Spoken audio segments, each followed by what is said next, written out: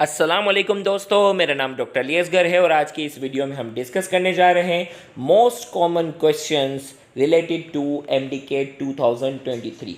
MDCAT 2023 के हवाले से बहुत से बच्चे कमेंट सेक्शन में हमसे सवाल पूछते हैं, साथ ही साथ इंस्टाग्राम पर, व्हाट्सएप पर बहुत सारे मैसेजेस जमा होते हैं, तो इंडिविजुअल लेवल पर उनको रिप्लाई करना बाज़ औक़ात मुमकिन नहीं होता। तो हमने सोचा कि उनके सवाल को कंपाइल करके आज की इस वीडियो में हम उन तमाम सवालात के जवाब दे दें। तो आइए हम शुरू करते हैं। तो सबसे पहला सवाल जो बच्चों की तरफ से पूछा जाता है, which book should we follow. बच्चे अक्सर पूछते हैं सर कौन सी बुक को फॉलो करें, अब तक ये सवाल है। तो बेटा याद रखिएगा, ऑन प्रोविंस, आप जिस प्रोविंस से बिलोंग करते हैं, अगर आप सिंध से बिलोंग करते हैं तो आपने सिंध टेक्स्ट बुक बोर्ड को फॉलो करना है। अगर आप पंजाब से बिलोंग करते हैं तो आपने पंजाब टेक्स्ट बुक को फॉलो करना है। अगर आप केपीके के हैं तो आपने सिर्फ केपीके की बुक को फॉलो करना है। और अगर बलूचिस्तान बोर्ड से हैं तो आपने सिर्फ बलूचिस्तान बोर्ड की बुक को फॉलो करना है। बायोलॉजी में क्योंकि फेडरल में कुछ ऐसे पॉइंट्स होते हैं जहाँ सिंध बोर्ड की बुक ने इतना घुमा फिरा कर चीज़ें लिखी हुई होती हैं और फेडरल बोर्ड उसी चीज़ को 2-3 लाइनों में जाकर सिंप्लीफाई कर देता है, तो बहुत से ऐसे टॉपिक्स हैं, बहुत से ऐसे कॉन्सेप्ट हैं जहाँ सिंध बोर्ड में इतनी चीज़ें मुश्किल अंदाज में लिखी हुई होती हैं और फेडरल बोर्ड इसको बिल्कुल सिंपल वर्ड में लिख देता है। तो बायो के लिए मैं हमेशा कहता हूँ कि federal board, if you can, अगर आपके पास टाइम है, मैनेज कर सकते हैं, तो फेडरल बोर्ड की आप बायोलॉजी की रीड दे सकते हो। बाकी आपने फिजिक्स केमिस्ट्री के लिए आपने अपने प्रोविंस की बुक को ही फॉलो करना है। दूसरा सवाल बच्चों की तरफ से पूछा जाता है, sir which book of Sindh board. आपको मालूम है कि सिंध बोर्ड में जो है वो न्यू बुक्स आ चुकी हैं, नए फर्स्ट ईयर वाले बच्चों ने न्यू बुक्स पढ़ी हैं और अभी इस वक्त जो एमडीकेट वाले जो बच्चे हैं उन्होंने फर्स्ट ईयर के अंदर ओल्ड बुक्स पढ़ी है। तो बच्चे बार बार पूछते हैं सर, और कुछ इंस्टीट्यूट वाले बच्चों को उलझा भी रहे हैं कि भाई नई बुक भी साथ साथ चला दी है, तो बड़ा बच्चा कन्फ्यूजन के शिकार है। तो बेटा इसका सिंपल जवाब है ओल्ड बुक फॉर 2023 एमडीकेट। अगर आप 2023 यानी इस साल एमडीकेट दे रहे हैं तो आपने सिर्फ ओल्ड बुक को फॉलो करना है। अगर किसी भी बच्चे का इस साल एडमिशन नहीं हुआ तो अगला साल उसके लिए बहुत मुश्किल है। क्यों मुश्किल है? क्योंकि न्यू 2024 में न्यू बुक से जो है वो एमडीकेट आएगा और न्यू बुक के अंदर बहुत सारे ऐसे टॉपिक्स हैं जो ओल्ड बुक में उनका जिक्र तक भी मौजूद नहीं है, बहुत से एडवांस टॉपिक भी उसके अंदर जो है वो मौजूद हैं। तो 2024 में जो एमडीकेट देंगे वो न्यू बुक से तैयारी करें और 2023 यानी इसी साल जो एमडीकेट देना चाह रहे हैं वो ओल्ड बुक से ही तैयारी करेंगे। अब कुछ बच्चों का सवाल है, sir which domicile is better for Sindh student. बड़ा एक अजीब व गरीब किस्म का सवाल पूछते हैं कुछ बच्चे कि सर वो कराची का डोमिसाइल अच्छा है या इंटीरियर सिंध का डोमिसाइल अच्छा है। तो बेटा इसका जवाब है domicile required proper documents. Domicile कोई मजाक नहीं है कि आपने चाहा तो हैदराबाद का डोमिसाइल बना लिया, आपने चाहा तो सखर का डोमिसाइल बना लिया, आपने चाहा तो कराची का बना लिया। Domicile is not a job. Proper documentation होती है, उसकी प्रॉपर रिक्वायरमेंट्स होती है कि आप कितने साल से किस जगह पर कहाँ किस तरह प्रॉपर रहते हैं, वो पूरे प्रॉपर डॉक्यूमेंट्स देते हैं तो आपकी रियल डोमिसाइल बनती है। वरना यहाँ वहाँ अक्सर बच्चों की तरफ से बाकायदा हमारे अपने स्टूडेंट में देखा गया है कि उन्होंने एक जाली डोमिसाइल बना ली।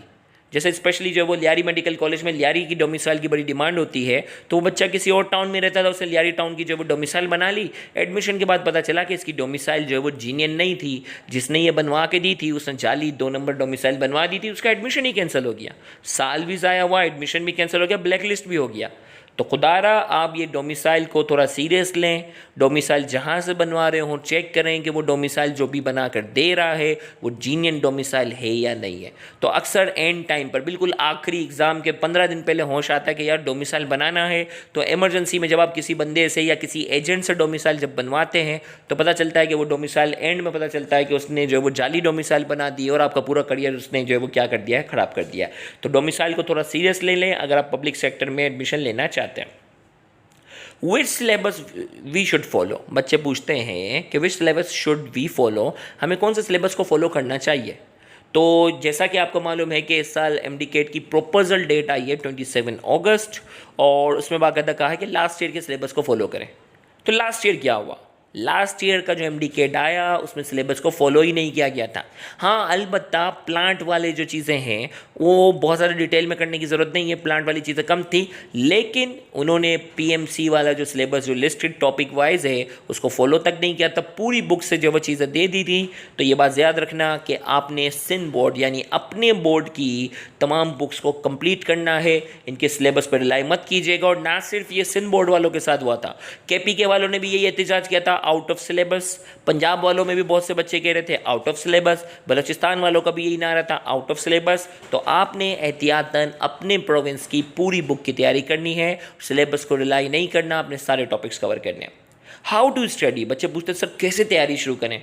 तो बेटा make a proper time table to study. एक प्रॉपर आपने टाइम टेबल बनाना होगा स्टडी के लिहाज से। और अगर आप बिल्कुल प्रॉपर टाइम टेबल अब तक नहीं बना चुके, बिल्कुल भी तैयारी शुरू नहीं की, तो मैं आपको सिर्फ सजेशन दे सकता हूँ, ज्वाइन ग्रुप 19। हमारा MDCAT का जो ग्रुप 19 है उसको ज्वाइन करें। उसमें टाइम टेबल जो वो 2 महीनों के हिसाब से टाइम टेबल हमने एडजस्ट किया हुआ है, और उस टाइम टेबल के अकॉर्डिंगली लेक्चर्स आपको प्रोवाइड किए जाएंगे, उस टाइम टेबल के अकॉर्डिंगली ऑनलाइन टेस्ट किए जाएंगे। तो आपने उस टाइम टेबल को प्रॉपर वे में अगर आप 2 महीनों तक अच्छे से फॉलो कर लेते हैं तो इंशाल्लाह आपका MDCAT का एग्जाम जो है वो बहुत अच्छा होगा। तो ज्वाइन ग्रुप 19 एंड फॉलो इस टाइम टेबल। इसके टाइम टेबल को आप क्या कर सकते हैं, फॉलो कर सकते हैं अगर आपने अब तक बिल्कुल तैयारी शुरू नहीं की। बच्चों का सवाल है, if father domicile is not available, अगर फादर का डोमिसाइल अवेलेबल नहीं है तो क्या करें। तो mother domicile is valid. Mother का डोमिसाइल वैलिड है सिर्फ 2 शर्तों पे। 2 कंडीशन है जिसमें मदर का डोमिसाइल जो है वैलिड है। इफ़ डेथ और डाइवोर्स सर्टिफिकेट, अगर मदर के पास जो है वो डाइवोर्स सर्टिफिकेट है, डाइवोर्स हो चुकी है मदर और फादर के दरमियान, तो मदर के सारे डॉक्यूमेंट्स चलेंगे, PRC, डोमिसाइल, ये सारी चीज़ें आप अप्लाई कर सकते हैं। और उसमें साथ ही साथ मदर की नादरा वाली जो है वो डाइवोर्स सर्टिफिकेट आपने ऐड करनी है। और डेथ सर्टिफिकेट, अगर फादर का इंतकाल हो चुका है तो अपने मदर के ही सारे जो है वो क्या करने हैं, डॉक्यूमेंट्स जो है वो शामिल करने हैं, अप्लाई करने हैं। और फादर की क्या करनी है, जो है वो डेथ सर्टिफिकेट आपने जो है वो अटैच करनी है। और अगर मदर और फादर दोनों का इंतकाल हो चुका है तो दोनों की डेथ सर्टिफिकेट जो है वो अटैच होगी, और आपके किसी गार्डियन के सारे डॉक्यूमेंट्स अटैच होंगे। मामू हो गया, चाचू हो गया, जो करीबी रिश्तेदार, या बड़ा भाई हो गया, मामू चाचू, करीबी बहुत ही रिश्तेदार जो ब्लड रिलेटिव में आता हो, उसके सारे डॉक्यूमेंट्स होंगे। और उसके साथ साथ मदर और फादर दोनों की डेथ सर्टिफिकेट क्या होगी, अटैच होगी। फिर बच्चों की तरफ से सवाल पूछा जाता है, विच पास पेपर शुड वी फॉलो, हम कौन से पास पेपर को सर फॉलो करें। क्योंकि वो इससे पहले के जो 2 साल जो बीच में आया उसमें PMC का था, और PMC ने तो पंजाब बोर्ड की और फेडरल की कई चीज़ें डाल दी थी। तो बेटा आप NTS के पास पेपर को फॉलो करें, बड़े अच्छे और लॉजिकल सवाल हैं उस पास पेपर में, और वो आपके प्रोविंस की बुक से ही हैं। तो सिंध वाले जो है NTS वाले को फॉलो करेंगे, और पंजाब वाले अगर है तो UHS वाले टाइम टेबल को क्या करेंगे, आप फॉलो करें। और उसी से जो है वो पेपर ज़्यादातर रिपीटेशन के सवालात उसी से मिलते जुलते आते हैं। Question number 8, ask question in comments. आपके जहन में अगर कोई सवाल हो, कोई वैलिड सवाल हो, आप कमेंट सेक्शन में हमसे पूछिएगा। हम नेक्स्ट वीडियो में आपके उन सवालात को भी क्या करेंगे, अगर वैलिड क्वेश्चन होंगे तो उन सवालात को भी शामिल करेंगे, और उनके जवाबात भी इंशाल्लाह आने वाली वीडियो में आपको अपलोड कर देंगे। Thank you very much. Allah.